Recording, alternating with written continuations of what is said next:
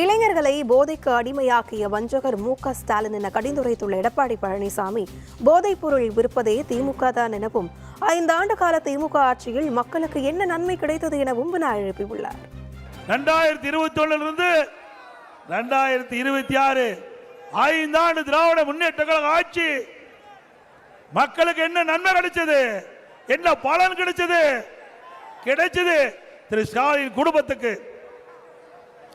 இன்றைக்கு திராவிட முன்னேற்ற கழகம் திரு ஸ்டாலின் தலைமையிலே ஆட்சி அமைக்கப்பட்டு இந்த 5 ஆண்டு காலத்தில் எங்கே பார்த்தாலும் போதைப் பொருள் விற்பனை நடக்குதில்ல, உண்மைதானே?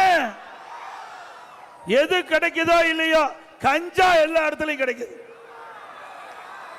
இன்றைக்கு இளைஞர்களை, மாணவர்களை, பொதுமக்களுக்கு போதைக்கு அடிமையாக்கிய துரோகி திரு ஸ்டாலின் அவர்கள்.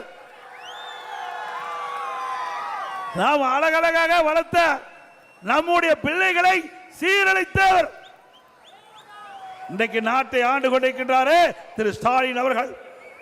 இந்த போதைப் பொருள் அதிகமாக விற்பதே திமுக கட்சி சேர்ந்த நிர்வாகிகள் தான், உண்மைதானே? மாணவர்களை, இளைஞர்களை, பொதுமக்களை சீரழித்த துரோகி திரு ஸ்டாலின் அவர்கள், உண்மைதானே?